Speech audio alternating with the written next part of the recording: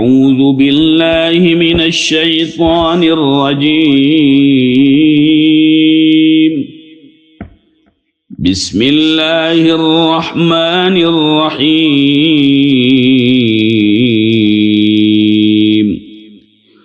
قالوا سبحانك لا علم لنا إلا ما علمتنا إنك أنت العليم الحكيم۔ انہوں نے کہا کہ تیری ذات پاک ہے، ہم کو کوئی علم نہیں مگر وہی جو تو نے ہم کو عطا فرمایا ہے، بے شک تو ہی بڑا جاننے والا اور حکمت والا ہے۔ قالو، انہوں نے یعنی فرشتوں نے کہا، سبحانک، تو پاک ہے۔ سبحان یہ اللہ رب ذوالجلال کے اسماء میں سے ایک اسم ہے، نام ہے، جس کا معنی یہ ہے کہ جتنے بھی عیب اور نقص ہیں، جملہ عیوب اور نقائص سے پاک ہونے کے، اس کا یہ معنی ہے سبحان کا۔ تو فرمایا لا علم لنا، ہم کو علم نہیں، یعنی ہم نہیں جانتے، الا مگر ما جو علمتنا، جو کچھ تو نے ہم کو سکھایا، یعنی جو تو نے ہم کو ہماری فطرت کے مطابق جو علوم سکھائے ہیں ان کے علاوہ ہم اور کچھ نہیں جانتے۔ انک انت، بے شک تو ہی، العلیم جاننے والا ہے، یعنی تو ہی جملہ علوم سے بخوبی واقف ہے، الحکیم اور تو ہی حکمت والا ہے، اور زمین کی خلافت کے مستحقین کو تو ہی بخوبی جانتا ہے، اور تیری معلومات سچی اور درست ہے۔ اس آیت مبارکہ کا اپنی سے پہلی آیت کے ساتھ ربط یہ ہے کہ اوپر کی آیت میں حضرت آدم علیہ السلام کے فرشتوں پر فضیلت کا بیان تھا۔ اب یہاں اس آیت میں اللہ کے سامنے فرشتوں کی عاجزی کا ذکر ہے۔ مطلب یہ ہے کہ جب فرشتے اللہ کے سوال کا جواب نہ دے سکے تو عاجز آ کر اللہ کے سامنے اپنے عجز کا اظہار کیا، اور اس سے یہ پتہ چلا کہ اللہ جل جلالہ کی بارگاہ میں مؤدب رہنا چاہیے۔ مقصد یہ ہے اس آیت کا کہ اللہ کے علم اور حکمت کا اظہار ہے، اور اس کے مقابلے میں مخلوق کو اپنی استعداد یعنی طاقت بساط جتلانے کی ممانعت ہے، اور فرشتوں کے معصوم ہونے کا ثبوت ہے۔ قال یا آدم انبئهم بأسمائهم فلما أنبأهم بأسمائهم قال ألم أقل لكم إني أعلم غيب السماوات والأرض وأعلم ما تبدون وما كنتم تكتمون۔ اللہ نے فرمایا، اے آدم، آپ ان کو ان چیزوں کے نام بتائیں۔ پھر حضرت آدم علیہ السلام نے ان کو ان سب چیزوں کے نام بتائے، تو اللہ نے فرمایا، کیا میں نے تم کو نہیں کہا تھا کہ بے شک میں ہی آسمانوں اور زمین کے پوشیدہ رازوں کو بخوبی جانتا ہوں، اور جس کو تم ظاہر کرتے ہو اور جس کو تم چھپاتے ہو وہ سب جانتا ہوں۔ ارشاد فرمایا، قال، اللہ جل جلالہ نے ارشاد فرمایا، یا آدم، اے آدم علیہ السلام، انبئ، بتائیں آپ، ہم ان فرشتوں کو، باسمائہم، ان کے یعنی زمین کی سب چیزوں کے نام، فلما، پھر جب، آدم علیہ السلام نے بتایا، ہم فرشتوں کو یعنی ان تمام چیزوں کے نام بتلا دیے، باسمائہم، ان سب چیزوں کے نام کہ جن کا آدم علیہ السلام کو اللہ رب ذوالجلال نے خصائص اور حقائق سے، اللہ رب ذوالجلال نے ان کو تمام چیزوں کے نام اور ان کی خاصیتیں اور حقیقتیں بتائی تھیں۔ حضرت آدم علیہ السلام نے فرشتوں کو دنیا کی سب چیزوں کے نام اور ان کی خصائص اور حقائق بتا دیے۔ قال، اللہ نے فرمایا، الم اقل لکم، کیا میں نے تم کو نہیں کہا تھا، میں نے تمہیں نہیں کہا تھا۔ یہ استفہام تقریری ہے، یعنی میں تم کو کہہ چکا تھا، جیسے کہ پچھلی آیات آپ کے ذہن میں ہوں گی کہ اللہ رب ذوالجلال نے فرمایا، تو پھر فرمایا اللہ رب ذوالجلال نے انی بے شک میں اعلم و خوب جانتا ہوں غیب السماوات والارض آسمانوں اور زمین کے پوشیدہ رازوں کو، یعنی میں ہی جملہ جتنے بھی علوم ہیں ان سب کا عالم ہوں اور سب کے حقائق کا جاننے والا ہوں۔ اور یہاں پر کیونکہ غیب السماوات والارض، سما کی جمع سماوات ہے یعنی بہت سے آسمان، اور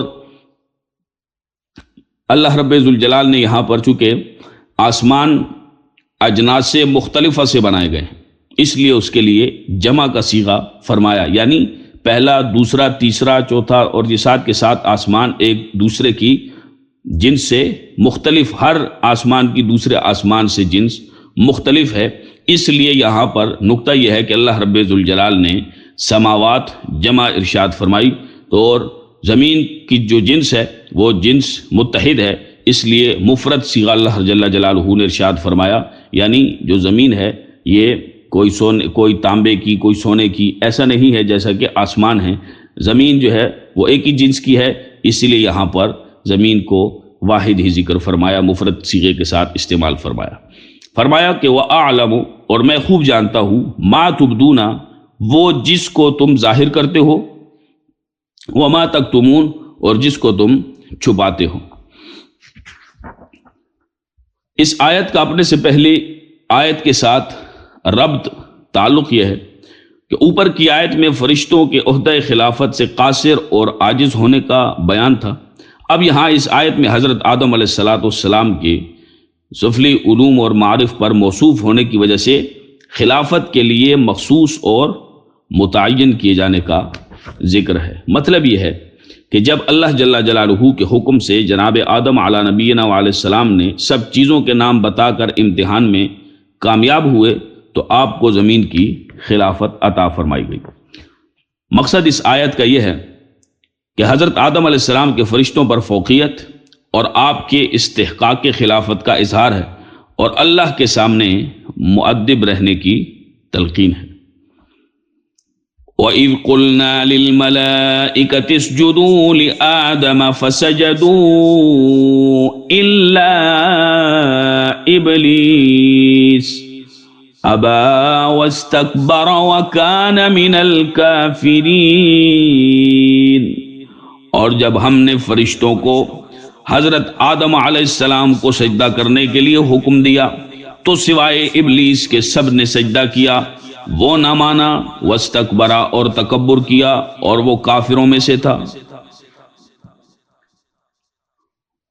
وَإِذْ، اور جب اے نبی صلی اللہ علیہ وسلم آپ وہ وقت یاد کریں یا لوگوں کو وہ وقت یاد دلائیں، قلنا، جب ہم نے کہا، جب ہم نے حکم دیا، تو یہ علم صرف میں جو عربی گرامر ہے اس کے اندر ایک علم النحو ہے اور ایک علم الصرف ہے۔ تو علم الصرف کا ایک صیغہ ہے قلنا، ایک مصدر ہے قول، اس سے یہ قلنا بنا، تو اس کو علم صرف کی اصطلاح میں صیغہ جمع متکلم کہتے ہیں، جس کا فاعل اللہ رب ذوالجلال ہے اور کارکنان قدرت ہیں، یا یہ جمع تعظیمی ہے۔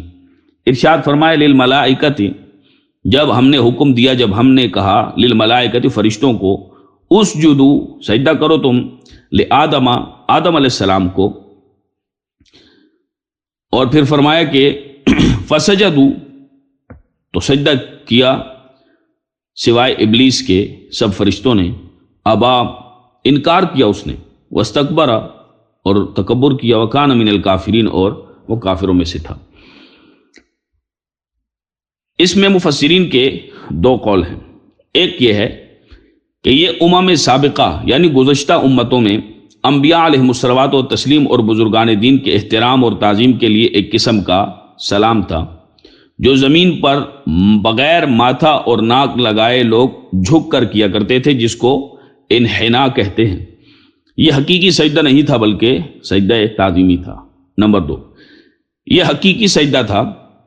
دوسرا قول یہ ہے جو خانہ کعبہ کی طرح حضرت آدم علیہ السلام کی تعظیم کے لیے فرشتوں پر فرض کیا گیا تھا، لیکن سجدہ عبادت نہیں تھا۔ دراصل یہ عالم ارواح کا واقعہ ہے جب احکامات شریعت نافذ نہیں تھے۔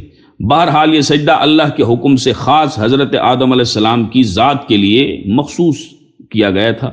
آپ کے بعد شریعت اسلامی میں اس قسم کے سجدے غیر اللہ کے لیے، اللہ کے سوا کسی کے لیے بھی وہ ممنوع ہیں، منع کیے گئے ہیں۔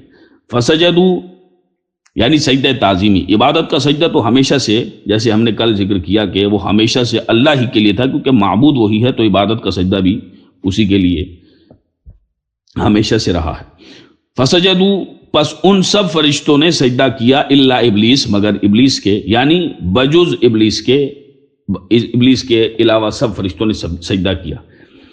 الا جو ہے یہ علم النحو میں حروف استثناء میں سے ہے، تو یہ حرف استثناء ہے اور ابلیس اس کا مستثنیٰ ہے، یعنی جب کسی کو کسی جنس سے، کسی جماعت سے، کسی گروہ سے، اس کو ایسے عام سمجھیں، نکالا جائے تو اس کو حرف استثناء سے نکالا جاتا ہے، اور جس کو نکالا جائے اس کو مستثنیٰ کہتے ہیں۔ پھر اس کی آگے قسمیں ہیں۔ ابلیس شیطان کے ناموں میں سے ایک نام ہے، اس کا نام حارث تھا۔ علم کی شرافت اور فرشتوں کی صحبت کی وجہ سے اس کا نوری وجود میں تبدیل کر دیا گیا تھا، اور فرشتوں کی صفات پر موصوف اور فرشتوں کے ملبوسات پر ملبوس کیا گیا تھا۔ جب اس نے آدم علی نبینا علیہ الصلوۃ والسلام کی تعظیم کرنے سے انکار کیا تو اللہ جل جلالہ نے اس کو ابلیس، خناس اور شیطان کے القاب سے ملقب کیا۔ اس کے یہ القاب ہو گئے جن کے جو معنی ہیں وہ فریب اور مکر کرنے والے کے ہیں۔ تو ابلیس کے لفظی معنی یاس زدہ کے ہیں۔ اس مستثنیٰ یعنی ابلیس میں مفسرین کے دو قول ہیں۔ مستثنیٰ متصل ہے، قول یہ ہے کہ یہ مستثنیٰ متصل ہے، یعنی علم اور فرشتوں کی صحبت کی وجہ سے یہ فرشتوں کی طرح ہو گیا تھا۔ مستثنیٰ متصل اس کو کہتے ہیں جو مستثنیٰ منہ کی جنس سے ہو، یعنی ایسے سمجھیں اس کو کہ جب استاد صاحب کہیں کہ پوری کلاس حاضر تھی لیکن خالد نہیں آیا، ٹھیک ہے جی، ساری کلاس حاضر تھی سوائے خالد کے، تو اب خالد جو ہے باقی کلاس کے جتنے بھی لڑکے ہیں، باقی انسان ہیں، تو یہ بھی انسان ہے، جو ان کی جنس ہے وہ بھی ان کی جنس، وہ بھی اسی کی جنس ہے، یعنی سب ایک ہی جنس کے ہیں، تو اس کو مستثنیٰ متصل کہتے ہیں، یعنی ایسا مستثنیٰ کہ جو مستثنیٰ منہ کی جنس سے ہو، یعنی جس سے اس کو جدا کیا گیا ہے دونوں کی جنس ایک ہو۔ نمبر 2، یہ مستثنیٰ منقطع ہے، یعنی شیطان کی حقیقت ناری ہے، آگ سے اس کو بنایا گیا، اور فرشتوں کی حقیقت نوری ہے۔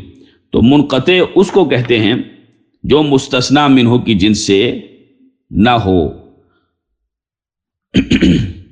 تو ارشاد فرمایا ابا، یعنی ابلیس نے آدم علیہ السلام کی تعظیم کرنے سے انکار کیا، واستکبر اور غرور کیا، یعنی اپنے آپ کو آدم علیہ السلام سے بڑا سمجھ کر خدا و تعالی کے حکم کی اس بدبخت نے نافرمانی کی۔ تو ارشاد فرمایا وکانا، اور تھا، یعنی علم ازلی میں اس کی تقدیر میں لکھا جا چکا تھا کہ جب یہ ابلیس حضرت آدم علیہ السلام کی تعظیم سے انکار کرے گا تو کافر ہوگا۔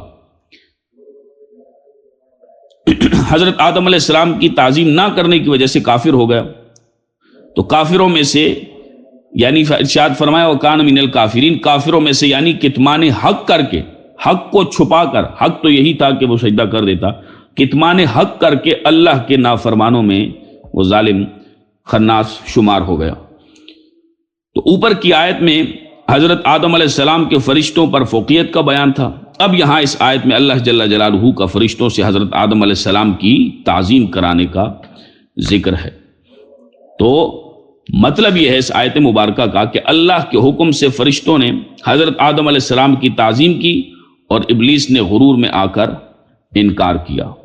مقصد اس آیت مبارکہ کا احکامات الہی سے انکار کرنے پر تحدید اور اشارہ ہے کہ توحید الہی اور رسالت نبی صلی اللہ علیہ وسلم سے انکار کرنا کفر ہے۔ جو اللہ کا حکم نہیں مانتا اور اسی طرح سے رسول پاک علیہ الصلوۃ والسلام کا انکار کرتا ہے، حضور کی رسالت کا، تو یہ بدبخت دار اسلام سے خارج ہے۔ اور یہ جو توحید ہے جو اس آیت میں بیان کی گئی، یہ شیطانی توحید ہے، اور اس کے ماننے والے آج بھی موجود ہیں جو پوری امت کو اپنے سوا کافر اور مشرک کہتے ہیں۔ حتیٰ کہ آپ اندازہ فرمائیں جنہوں نے حضرت شیر خدا علی المرتضیٰ رضی اللہ تعالیٰ عنہ کو نعوذ باللہ ان پر شرک کا فتویٰ لگا دیا، تو پھر ان سے اور کون مسلمان بچ سکتا ہے؟ من و شما آپ کی اور میری پھر کیا حیثیت رہ گئی؟ تو بہرحال اللہ ہم سب کو ان خوارج کے شر سے محفوظ فرمائے۔ اور یہ بھی ایک فتنہ ہے، انتہائی خطرناک فتنہ، جو پوری دنیا میں اسلام کی بدنامی کا سبب بھی بنا ہے، اور بے جا کی شدت ان کی تھی، کسی وجہ سے ایک شدت ہوتی ہے، ان کی بے جا شدت تھی، نہ ان کو توحید سمجھ آئی نہ رسالت سمجھ آئی۔ حتیٰ کہ مرزا جیلمی اور اس کا جو بابا اسحاق جہلوی فیصل آبادی، وہ خارجی آدمی تھا، اور اسی طرح سے دیگر جو ہے وہ لوگ، یہ تمام کے تمام ان کا یہی حال ہے کہ وہ یہی سبق پڑھتے ہیں جیسے ان کے یہ پرانے لوگ پڑھتے تھے، آج بھی وہ وہی سبق پڑھتے ہیں کہ اللہ کی توحید بیان ہوگی نعوذ باللہ تو انبیاء کی گستاخی تو ہو جائے گی۔ آپ اندازہ فرمائے کتنی یہ خطرناک بات ہے۔ یہ کیا قرآن مقدس میں موجود ہے؟ کیا رسول پاک علیہ السلام کی حدیث میں موجود ہے؟ کیا امت کے اجماع سے یہ ثابت ہے؟ نعوذ باللہ من ذالک، اپنی طرف غلط چیزوں کو شروع کرنا اور پھر عقیدے میں بدعت لے کے آنا۔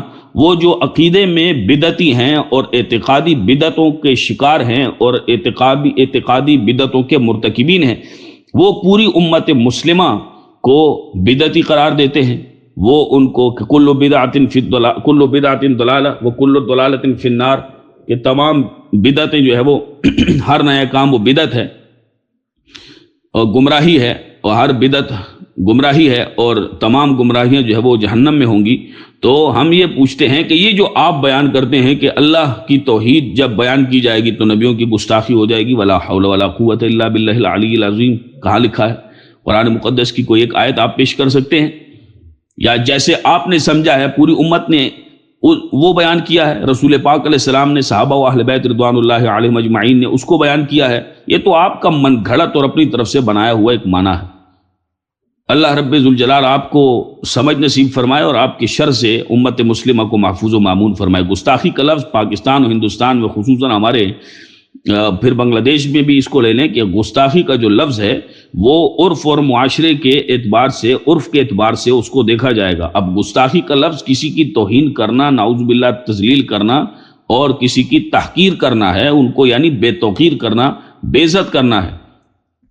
تو گستاخی کسی کی بے عزتی کی جاتی ہے، جیسے کہ آج آپ دیکھ لیں بے دینوں کی حالت، وہ قرآن کی، وہ جنت اور دوزخ کی وہ گستاخیاں کرتے ہیں، اللہ اور اس کے رسول علیہ الصلوۃ والسلام کی گستاخیاں کرتے ہیں، وہ پکے مرتد ہیں۔ ملحدوں کی آپ جماعت لے لیں جو اپنے آپ کو لبرل اور سیکولر کہتے ہیں، یہ سارے طبقات جتنے بھی ہیں۔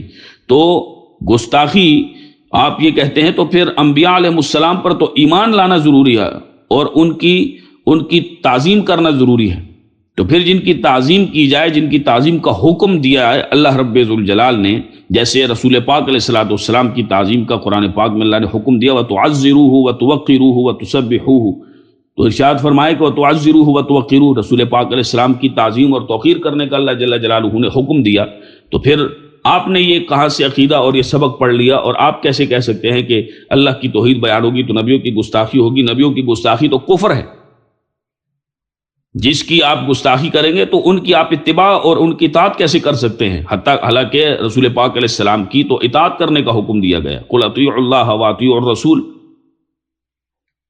قُلْ اطیعوا اللہ، اللہ رب ذوالجلال نے ارشاد فرمایا کہ اے محبوب فرما دیجئے اللہ کی اطاعت کرو اور محمد مصطفیٰ صلی اللہ علیہ وسلم کی، اللہ کے رسول کی اطاعت کرو۔ حتیٰ کہ آپ یہاں پر دیکھیں کہ آپ تو گستاخی کا کہہ رہے ہیں، جبکہ اللہ رب ذوالجلال آپ کو ہدایت نصیب فرمائے۔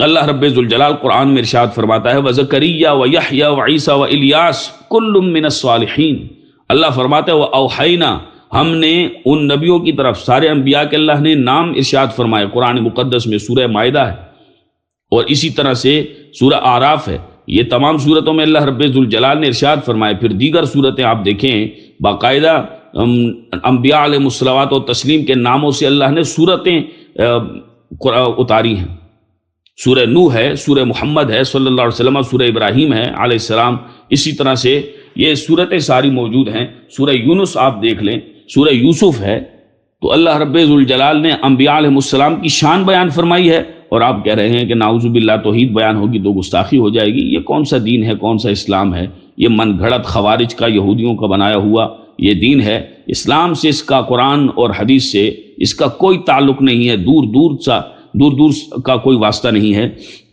ارشاد فرمایا اللہ رب ذوالجلال نے سلام علی نوح فی العالمین، سلام علی الیاسین، اللہ اپنے انبیاء پر سلام بھیجتا ہے، تعظیم سکھاتا ہے، ان کا ادب سکھا رہا ہے۔ قرآن تو ہمیں یہ سکھا رہا ہے۔ پھر فرمایا وَاذْكُرْ عَبْدَنَا ایوب، اور یاد کیجئے ہمارے بندے ایوب علیہ السلام کو۔ کتنی آیات پڑھی جائیں اس موقع پر، کتنی آیات۔ اور جب اللہ رب ذوالجلال نے یہ فرما دیا کہ اطیعوا الرسول یا قل اطیعوا اللہ والرسول، اللہ نے اپنے نام کے ساتھ اپنے حبیب علیہ السلام کی صفت کو ذکر فرمایا کہ میری اور میرے رسول علیہ السلام کی تابعداری کرو، حکم مانو، جو بتائیں وہ اس پر عمل کرو۔ آپ یہ تعظیم آپ کو نظر نہیں آتی کہ اللہ رب ذوالجلال نے اپنے نام کے ساتھ اپنے رسول علیہ السلام کی صفت مبارک ذکر فرمائی ہے؟ تو ایسے لوگوں سے بچ کر رہنا چاہیے۔ یہ توحید کے نام پر کہ ہم بڑے توحید پرست ہیں، ہم بڑے توحید پرست ہیں، فلاں تو توحید بیان ہی نہیں کرتے، فلاں توحید، آپ توحید مانتے ہی نہیں ہیں، آپ شیطانی توحید کے قائل ہیں کہ شیطان بھی اللہ کو تو مانتا تھا لیکن اللہ کی نہیں مانتا تھا، جیسا کہ وہ کافر ہوا اور اللہ نے فرمایا وَكَانَ مِنَ الْكَافِرِينَ۔ کہ جب ہم نے کہا کہ سجدہ کرو آدم علیہ السلام کو فسجدوا، فوراً سجدہ کیا، یہ فا تعقیب مال وصل کے لیے آتی ہے، یعنی جب اللہ نے فرمایا وَإِذْ قُلْنَا، اور جب ہم نے حکم دیا لِلْمَلَائِكَةِ، فرشتوں کو، اسجدوا، سجدہ کرو تم آدم کو، لآدم، آدم کو، فسجدوا، تو فوراً سب نے سجدہ کیا سوائے الا ابلیس، سوائے ابلیس کے، انکار کیا، تکبر کیا، وہ تھا ہی کافر۔ تو آپ اندازہ فرمائیں کہ اس نے اللہ کی تو مانی نہیں، کہ اللہ کے نبی کی اس نے تعظیم نہیں کی، سجدہ تعظیمی تھا، سب فرشتوں نے سجدہ کیا، اور اس سے فرشتوں کی عقیدہ عصمت بھی۔ تو انبیاء اور مرسلین اور فرشتوں کے علاوہ اور کوئی معصوم نہیں ہے، اس پر زبردست دلائل موجود ہیں، اور اہل سنت کا یہ عقیدہ ہے۔ صحابہ و اہل بیت رضوان اللہ علیہم اجمعین وہ محفوظ ہے، معصوم نہیں ہیں۔ تو بچوں کو معصوم اس طرح سے کہہ دیا جاتا ہے، جبکہ انبیاء کے سوا، فرشتوں کے سوا کوئی معصوم نہیں ہے۔ اور بچے چونکہ عقل ان کی اتنی پختہ نہیں ہوتی، ناسمجھ ہوتے ہیں، تو اللہ رب ذوالجلال ان کے گناہوں کو اپنی رحمت کاملہ سے مٹا دیتا ہے، معاف فرما دیتا ہے۔ حقیقتاً معصوم صرف اور صرف اللہ کے نبی اور فرشتے ہیں۔ صحابہ و اہل بیت رضوان اللہ علیہم اجمعین وہ معصوم نہیں ہیں، محفوظ ہیں۔ یہ عقیدے ہر مسلمان کو یاد ہونی چاہیے، اور یہی ان کے بارے میں علم ہونا چاہیے۔ عقیدہ عصمت پر ہم پہلے بھی کلام کر چکے ہیں، آئندہ بھی اپنے مقام پہ انشاءاللہ کلام کریں گے۔ اللہ رب ذوالجلال ہم سب کو ان خوارج اور روافظ اور دیگر تمام فرق باطلہ سے اللہ ہمیں محفوظ فرمائے، اور اہل سنت و جماعت پر اللہ ہمیں قائم دائم فرمائے اور اسی پر موت نصیب فرمائے۔ وما علی الا البلاغ المبین۔